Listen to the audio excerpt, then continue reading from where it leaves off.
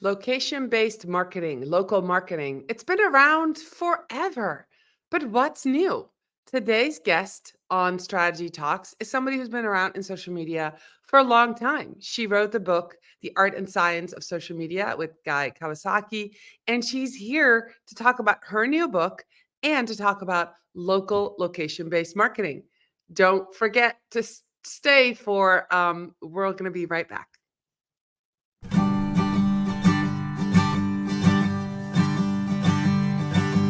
Let's strategize together. Let's hear it from an expert. Join the conversation, it's informative and free. You and me, let's talk some strategy.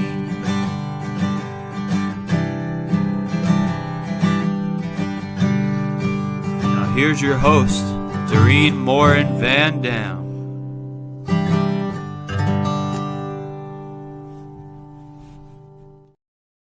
Hi, everybody. We're back live with another episode of Strategy Talks. I'm a little rusty today, but here I've got some coffee. I'm going to get started right. So for those of you who are here live, I want to welcome you and thank you for tuning in. For those of you who watch Strategy Talks on the replay, we always invite you to go into the comments, ask questions. And if you do put hashtag replay in the comments, so my guests and myself both know that you're watching the replay.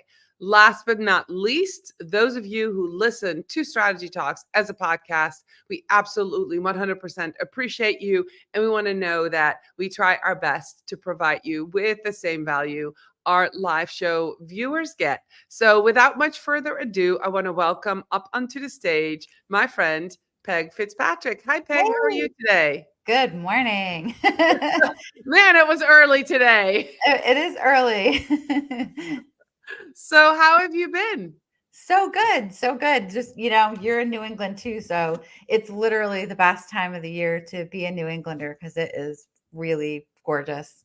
I It love the crisp fall weather and the leaves, and it's just nice. Yeah, I think today I looked, I get up early with my dogs and I looked before I took them outside and the weather's at 39 degrees. So I'm like, Mhm. okay, that's the lowest it's been yet this year. So it's definitely getting cooler. But like you said, beautiful, beautiful orange colors, yellow, red everywhere. So that's great. So yeah, I moved to New England 5 years ago. You've been here for a long time, but Yeah. we first met, and this is what I want our viewers to know. You and I first met in 2015 at Social Media Marketing World, which I You know, cannot I think it even was believe. even before that because we were in a group that was like, oh, I can't even remember who else was in there. Brooke Sellis was in Oh, it. the social collection, the social media collection, the Yeah, it was social so long ago Oh, but we didn't mean in real in life, but we were person. writing together. That's Yes. right. Oh my gosh. So yeah, over 10 years. So Yeah. today we're going to talk about local marketing strategies, right? So Mhm. let's talk about what's old, what's new, because Mm. here's the thing. When I started 14 years ago, it was all about local marketing, right? Mhm. Because social media was new. Everybody wanted some of it. Facebook groups were huge. People were going into groups promoting their business. Um, what's happening with local marketing now? I'm sure there's new ways, new strategies, new ideas. So give us kind of like a couple of new things that are happening New that I thing. would love to know. So new for small businesses. Excuse me. So I think some things are the same. I mean, Facebook, I think, is a thing that's been around forever, and some people still like it. I don't think it's that popular anymore. I still hear people talk about Facebook groups, which I think aren't good for small businesses.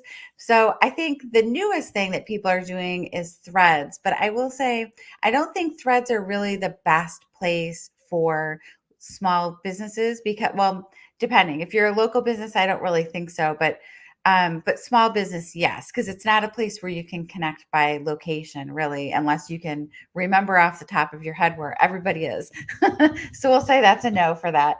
Um, But I think Instagram is still, really great for small businesses. And I think Reels obviously are the thing that, Meta is pushing and people are doing well at. I think anytime you're looking at creating shorter content, you think, oh, well, that's easy. It's just, 6 or 10 seconds. But the shorter content is, the harder it is to get better. So shorter isn't necessarily easier because it has to even be better in that short amount of time. If you remember way back, remember when Vine was popular? And Yes. that was 6-second videos only. And it's really hard to be great in a really short amount of time, to be funny or, to get your message across. There's some people who just excel at it. Zach King is one Yeah. who he's amazing on every format, but he burst on the scene with Fine. Vine, creating these amazing video illusions. Have you ever he spoke at Social Media Marketing World? Yeah, no, I was trying to get in that session that time, and I don't know if I've ever heard him speak, but I followed him ever since He's because amazing. he's He's amazing. amazing at And he video shared editing. like secret stuff on how he does stuff. He's like, don't take photos. I'm going to show you guys some secret stuff right now. And he did. Like, he's the ability to evolve, to do different things. I saw recently he did this cool thing where he was doing a presentation at a school talking about the video and things. And he was up on the screen talking, and they were like projecting it. And then he popped out from the screen live. Wow. He's amazing. I like the things that he does. Like, he's so good with visual illusions. So he's just one guy. I mean, look him up, Zach King. It's not like small business owners do not think you have to do that, because Zach is a 1 in a million, a 1 in 10 million. He's so good at what he does. So anyway, back to what's working. I think video still is really popular. Obviously, they kept telling us for years, video is going to be the most watched thing. And I think Meta is really good at making the thing that they want the most popular thing because it keeps people on the platform longer. What they want is to keep us on the platform scrolling longer. So Instagram Reels are still very popular, and Instagram stories are popular. Posts are different because they're videos, and just a static post doesn't do as well. Um, but you can still create a mixture of things that work for your business. I don't think you have to do just video. I think video is really hard for small businesses because, number one, it doesn't have to be the same quality that it used to be. Everything used to have to be like perfection quality. Now things are more kind of like a little bit more casual, like, behind the scenes kind of things don't have to be so over edited, but it still has to be good. It can't just be bad lighting, and there's still like quality, even though it's less produced, if that makes sense. Yeah, so let's address the elephant in the room here. Small business owners, local businesses, video, they don't want to be in the video. Yep. So I know we're going to talk about strategies, and this is kind of tactics, but how do you get, or how do you motivate somebody to either get on video or take video? Right. Because I've been working with one company for 8 years, and they finally hired an intern who is Mm. now creating video, which is one strategy that I would recommend, right? So she Yep. is going outside and taking video of the Yeah. work vans driving away and the unboxing and all the things I've asked for forever, but nobody really wants to be in the video. So Right. how do we address this? You know, there's a trend right now that I absolutely love, which you've probably seen, where they have the Gen Z write the copy for the videos. Have you seen Yes, that? Oh yes, God, I love that. That's a perfect way for a business to get in on it. Have a Gen Z write it, and then you have these adults. I mean, the British people, I think, are the best. They're like going through the museums and they're like, slay. They use Gen Z terms, which yeah, sound really funny when actual adults are not the right, Gen Z are not adults, but they have their own, for a long time, millennials were dominating the trends and stuff. And now the Gen Z has, they're old 100%. enough now, it's their Yeah, turn. So yeah. now they have all this other slang. And I love that trend. So typically finding a trend for new videos isn't always the way to go, because sometimes they're just like, you don't get it. But the Gen Z trend, like having the Gen Z write the copy is a really great trend. But I think having someone else do it is important. You can have faceless video where the person isn't on camera. You can have B-roll. And obviously, if the small business owner isn't comfortable being on camera, someone else has to do it because awkward videos don't help. Yeah. And it takes a little time. I will say for the company that I work for, one time we did a retreat where had people come on camera and just did like a brief explanation of what our company did, just to see what everybody was like, how they Sure. explained the mission and thing. And it was way harder than everyone thought, including the boss, who is my husband, by the way. Yeah. Don't tell anybody he's my boss, but he likes to remind me all the time. Yeah. But you think it's easy because they see people like you and I who've been on camera a whole bunch. But then when he went to go record himself, it was so hard to do.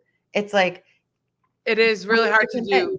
Yeah, I just came back from Inbound. It was an Inbound in September, and somebody quoted Mr. Beast, and I love this. And those of you who are starting with video or thinking about video, he said, make 100 videos. And Mhm. each time you make one, you post it, you evaluate it, you look at it, and you improve one thing, and then make the Mhm. next video, and then Mhm. post it, get Mhm. feedback, improve one thing, make the third video. He said there's Love no it. way that after 100 videos, your videos aren't going to be awesome. So It's true. I take that approach. I've been doing a lot of video this year of just me. I've been doing live video for like 6 years. I've been Mhm. doing interviews. I highlighted my guests. I did all of that. I made videos for my clients, but I didn't do videos that just showcase me for my personal brand. And so Mhm. I have now made close to 100 videos, and they're Good getting for you. better. Yeah. I'm It getting does. It gets like better. I I mean, think yeah. the biggest thing, there's like three tips for, just being better on camera. Number one, make sure you're looking at the camera. Right now, I'm looking at the camera. Right now, I'm looking at you. Yeah. There's a big difference. And especially on phones, everybody is looking at themselves when they're recording. You can't see yourself when you're looking at the camera.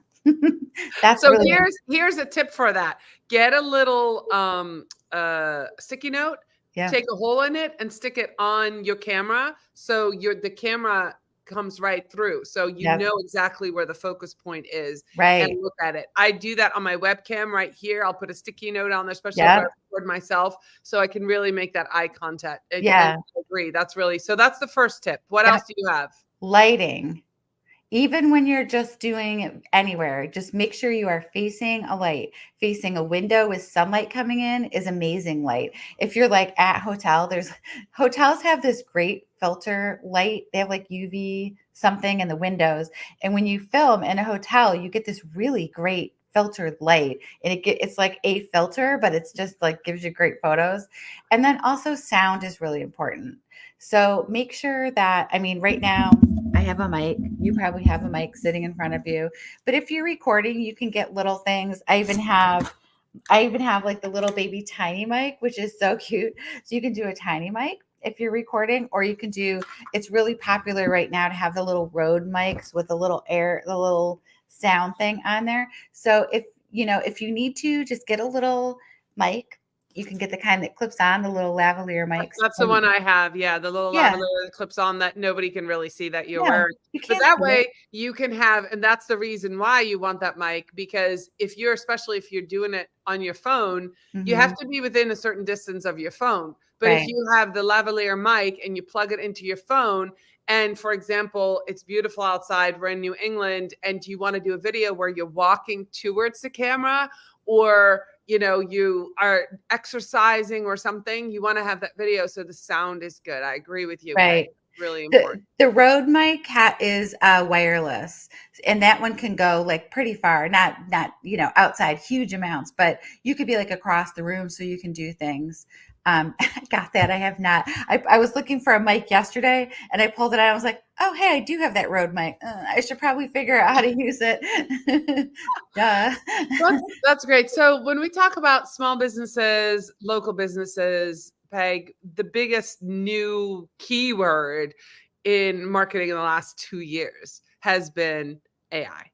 Mhm. So how can small business owners who might know as much about AI? I know we marketers, I think we're on the forefront We besides we have software to be it, engineers. Leon. We have to be, right? You know, Yeah, this the data analysts, the software engineers, they're creating it and they're updating it. But we are using it. We are, I right. think, the biggest group of AI users from what I can tell. I think So so. how does that translate to a local business owner? Right.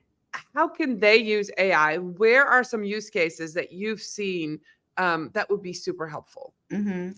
I think one of the important things if you're gonna start using AI is to do some research. Now there's kind of an overwhelming amount of how-to things because everybody's so into it, and there's also a lot of tools that which makes it more confusing to me. You know, like when there's too many things and people are like, "Oh, no, there's too many choices," and it gets overwhelming. So just pick one thing.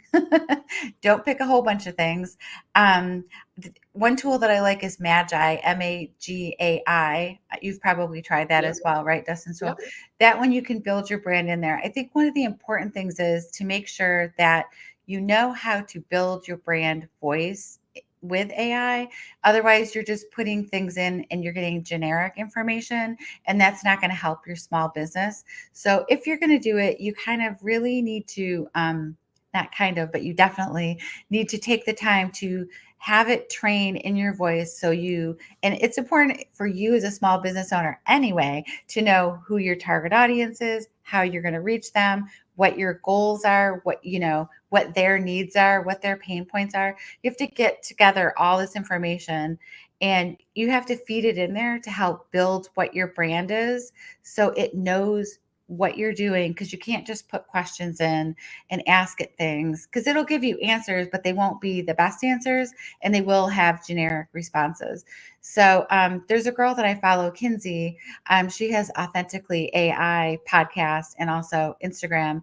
She talks a lot about how to do that, how to build your brand. There's a lot of people who do talk about that. But that's the first thing you need to do before you start writing prompts or getting in there is to figure out how you can get it to work with you, to work with your brand specifically, not in a generic way. Don't you agree? Right, I agree. And so for a small business owner, if you're doing this yourself, Hmm. you can upload whatever you want. Now, if you're a marketer and you're watching this and you have multiple clients, there's a little more to it because Hmm. now you're uploading maybe private information or documents that aren't yours. So you need to be transparent with the business owner. Like, what are we doing? Maybe they have their own. Because as you're building an AI for them, you need to make sure that they understand what's being used for that. So Right. I think that they're definitely, as a marketer, having general questions that are about content that is already out there. For example, I use AI sometimes and say, hey, these are 8 approved posts or these are 20 approved posts by this one client, for this one brand. I need 4 posts in that same tone, voice, style about these topics, right? So Hmm. then you using information that's already out in the public. Those posts have already been posted to social. That's not. But when Right. you're uploading vision, mission, values, documents, buyer persona from a client, that needs to be a conversation with that client, Right. with that small. Yeah, I have really thought about like what if you have multiple people working on the same client, you would still get different stuff because it would be built in two different places. Now Right. they do have teams in there now. They are working on that aspect of it so you can have multiple people, I believe, in chat. I haven't used it with And another I person. and I I think think it's in that's there. why and I think that's why it's important to, just like any other tool, that you set it up that the business owner owns it and that Mhm. you as a marketer could go in there, but then the Right. salesperson can go in there as well and use that same AI once everything is set up. So Right. I think that's kind of the new way to do it. When Yeah. ChatGPT first came out, we were all just dabbling in it, right? We didn't Mhm. know. But yes, so the answer We that all dabbled. yeah. So the answer is yes, right? Use it. Mhm. What other things can AI take off our plate as small business owners or as local business owners? I think it's really helpful to run ideas by it, to just take like, this and to analyze data. It's really great. Like if you're comfortable putting things in, this is what I had for my marketing plan last year. This is, I didn't reach this goal and this goal. Like, what can I do so I can further that? And where were my holes in this plan? I love having it analyze like things that I've already done, like or I Right. take blog content and like older blog content and I analyze it and I say, where are the holes in this? Was my voice proper? Like, who was I reaching with this? I like it to, you can have it analyze your voice and to make sure that you're on brand. I find that really helpful. Like if you're reaching all your goals that for things that you've already done, like who would this reach? How can I make it better? The how can I make it better question, or how can I be more strategic, or I like Be- to ask questions like that to like help with the strategy pieces. It can build out everything for you. You just have to be able to ask it how to do things, right? Yeah, I love that. I love that. I want to Mhm. say hi. Karen is here, and then our friend Deb LaFlamme. She's Hello, here. Deb. Yeah, I know. Another New Englander. Deb and I have been talking about Vermont, so hopefully, I think she's coming up this weekend to Vermont. Oh, Yeah. amazing. So I love having guests on who I personally know. Yeah, that's always fun. So we have this connection, right? Mhm. So AI for local businesses, yes. For small businesses, yes. What other local marketing strategies, Peg? We've got a couple minutes left. Can Mhm. you recommend maybe something that's in your book that's coming out in November? Maybe talk about your book, and then like, is there a sneak peek or something in there that you think would be great to share? I'm going to put the banner below That's where the long. landing page is for your book. It's Thank you. called, what's your book called?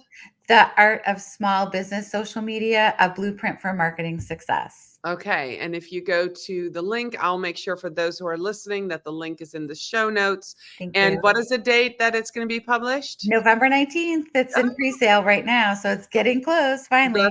That's Um, very exciting. So I wrote the book for small business owners specifically, 100% only target audience for this book, because small businesses are the heart of our communities. We know that, like they're so important. And this book goes from the beginning and the end, how to do everything that you need to know. So if we were talking about like, you know, buyer personas and how to create a brand, if all those things are like, I don't even know what that means.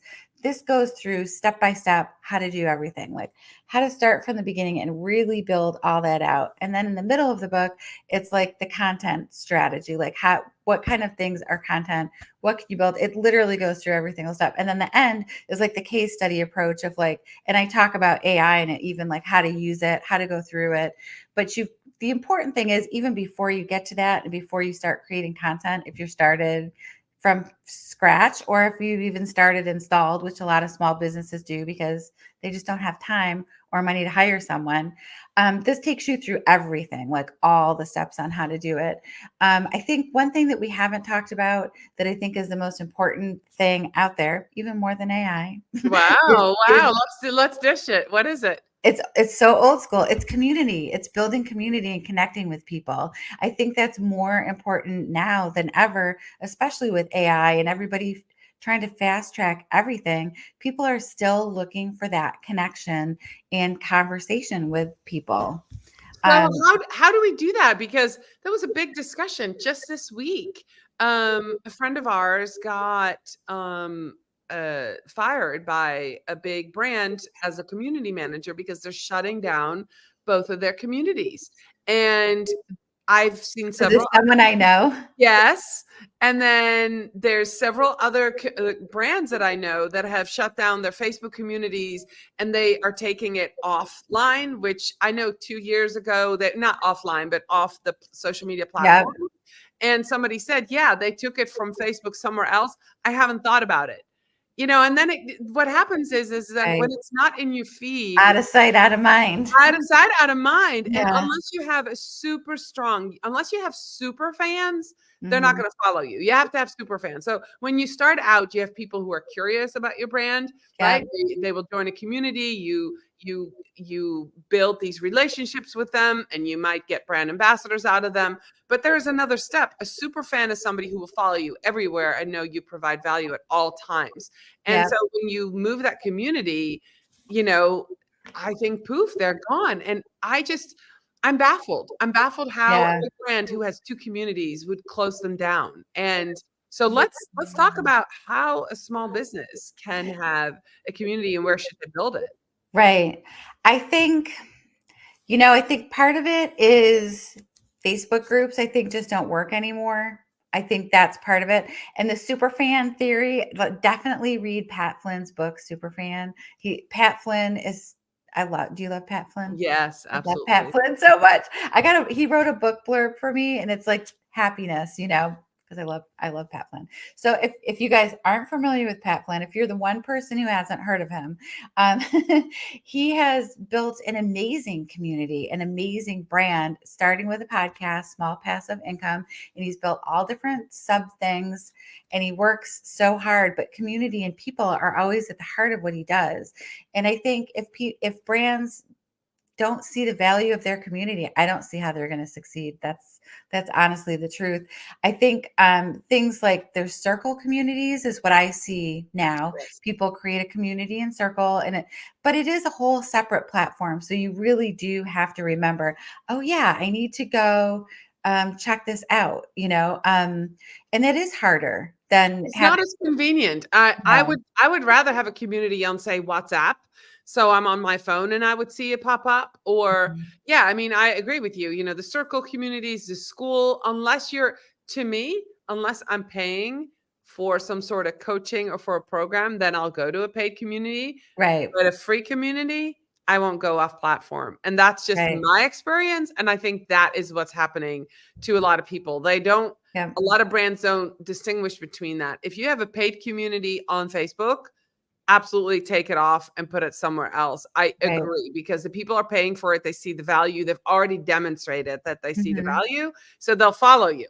Yep. Free, there'll be another Facebook group or a free community that takes your place real quick. Right, right. So I think, if you have something where you can really build a community like that, that's one thing. But if you're a small business, you're going to be more about nurturing the people who follow you and who like who follow and like your accounts, who comment on things, your customers that are coming in. So it's kind of more about nurturing those people. And I would say email is the way to do that these days. Because even the people that have communities where it's a little paid community, they're sending you an email saying, hey, your weekly whatevers are here. So, go. So it is a lot of work. Small business owners may not be doing this level of thing. But I think for small business owners, just making sure you're responding to all your comments, you're, talking to people through DM, create automation in a smart way where you can connect with people. A brand that I manage it's a North America only brand, but we're the only social media globally. So I get questions and comments all different time zones. So I do have it set up with an autoresponder.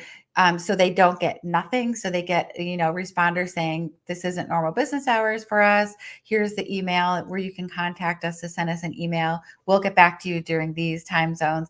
Because even if you think you're not open for business at that time, people don't care. They have their question whenever they have it and they want to send it to you. So I think finding ways to nurture your community, and email is a great way to do it, because then you don't have as many algorithms. I think it's still hard to get 100% in people's email. There's still filters and things, but Absolutely. I think getting people's email is really important. We didn't really talk about it, and it's not necessarily social media, but I think having that great connection with people where you can contact them and send them things, because everybody has their email. Everyone has an email account. I don't think there's anybody these days that Right. has no email. And then Right. when you get that email, you're in their hand, you're in their pocket, they will see your things. So I think it's more of a holistic everything kind of approach with like, hopefully you have a good website set up. Hopefully you have your profile set up for local businesses where your location is. It's always surprising for me when you go to a local business and they don't have their location written in there. Like I'm a local, yoga studio in Stowe, Vermont. Like see hours and things on my website. Like people still want the basics from you. So don't forget, you know, when people go there, they need to be able to find out who you are and have a link that goes to, your website, your about page. I don't think a link tree is necessarily the best thing, like the kind of link, you still want people to go to your website and go to your Right. about page and Yeah. get that traffic for yourself, but then also build up an email list where you can send things to people, whether it's, sales and specials, because people still like coupons. I like coupons. I all the time tell myself, I don't want any email. And then I get an email with a brand I like for a And a sale. And then coupon. I totally go and buy something. I do it all the time. Do you do Right. that? Yeah, I do. Actually, one of the biggest tips I can give you is that, Here comes and this is everybody. kind of the bigger brands, they do coupons through text. So Yeah. anytime and this is a marketer tip, if you're not a marketer and you're listening to this, but you're a consumer, we're all consumers. When Hmm. you want to buy something from a big brand, say it's a clothing brand, sign up for their text messaging and wait 24 hours to buy. Put something in the mailbag, in the bag, like as you're going to buy the pants. Don't buy them. You will be retargeted. You will get coupons. You will get 30, 40% off, Yeah. especially through text. So Hmm. that's, as a marketer, that's what I've learned. I'm a much smarter consumer. We are at time, but we have a question. So I want to Okay. see, Peg, if you wanted to answer this question. I'm going to read it. It's from Greg. He said, quick question. I've built an AI powered conversational phone support and sales platform for small businesses. How do you reach small businesses and get them to trust that AI can really help them answer more calls, respond to more leads, and truly satisfy their customer? I think they believe AI is bad for their business, that customers only want humans, but truth is, most small businesses don't pick up, and that's more frustrating for a customer. And I'm going to preface it by saying I have a local company right here in Rutland, Vermont, that has a sign outside that says, "We answer the phone." How cool So is that? customer service is dead in the way that we used to know it. It's totally true. And that is frustrating for a customer. And I hate when you have to call places and be put on hold and like all that kind of stuff. So I think, Greg, the best thing that I think you can do is to build your social media out to show small businesses how this works because it sounds very, very useful. And the big brands are using this. When you go to their websites, you can go on there and you get a lot of help. Companies like Warby Parker, you go on, you can type in, "Hi, I have a question about blah blah blah," and it builds all the questions out, sends you to the things that you want. So I think people are getting a lot more used to this idea of going and talking to a bot. I think just knowing that you've built it, I don't really know exactly how you built it, but it's customer service. So I'm going to assume that you have it built. I love the ones that have a little delay. Like they try to, if they answer too fast, it scares people. Like Yeah. when you go and use Chat GBT, you love it. It's like, wow, look how fast that was. But when you're a consumer, it's too fast for you. If so, you think, "Oh, that wasn't really a person," but they have like time delays built in. So now it's like, "Oh, I'm thinking," and then it's like, do do do. They try to make it like it's typing and stuff. I think that helps people feel good about it. Like if we feel more comfortable with it. So I think to reach small business owners, you have to build social media out that is going to show people how this works. Tell people I made this just for small business owners. This is what it does. Big brands use it all the time. You could, I think small business owners, small businesses can be so smart in taking the ideas from big brands. It's always been a way that we've done it, right? They do this, and then we could do something similar, not as high budget. But I think showing people how it works is the way to go. And then maybe reaching out to some people who also are small, who work in the small business space. There's a lot of small business podcasts because I'm on a podcast tour right now. Hi, podcast tour. Reach out and see if you can get on small business podcasts to talk about AI. You're not going to do a pitch the whole time. You're going to explain how AI can help small business owners. And then you have this app that's in there. So I think you're just going to have to work on getting that message out. I definitely would focus on LinkedIn as well, because I think that's a great place to reach. If you're a founder, an entrepreneur, I think you have to be there. And also LinkedIn groups I would join, even though we haven't talked about LinkedIn groups, but this is different because you're a founder. I think you can reach small businesses there.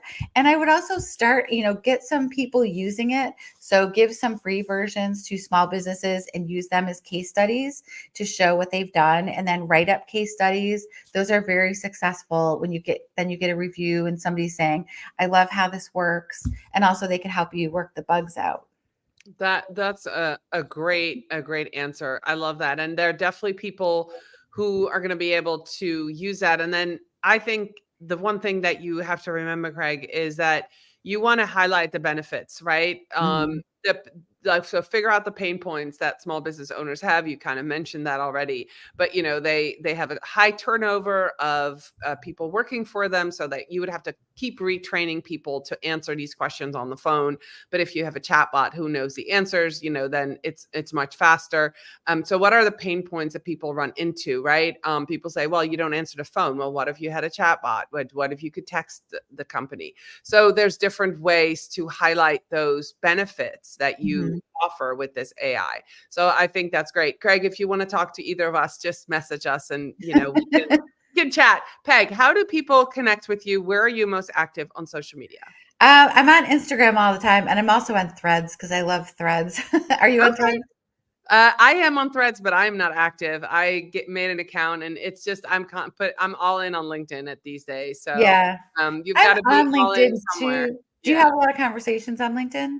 Absolutely. Yeah. I post a daily video, lots of conversations, lots of comments. My LinkedIn is really grown because Okay, why isn't LinkedIn showing that to me? So I need to go and comment on your last couple things to make sure that I'm seeing that. Exactly. Isn't Yeah. that frustrating? It's frustrating that you're connected to so many people that don't see you. Yeah. A lot of my videos are about, of course, social media strategy Yeah. talks, Yeah. and freelancing, outsourcing, those kind of things. And so, Yeah. once you see a video, I'm having comments and conversations all the time, every That's day. awesome. So let's connect there. So Yeah. those of you who stayed all the way to the end, we appreciate you. This was a great conversation. I haven't done something about local marketing or location marketing or small business marketing for a while. I love all these strategies. So go look at Threads, go look at Instagram, do more reels, do more video, try LinkedIn groups. There's so many things that you can do. Connect with Peg on LinkedIn, but Instagram and Threads if you're active there. Peg, thank you so much for being with us today. I'll be back next week with another episode of Strategy Talks. Bye, everybody. Thank you.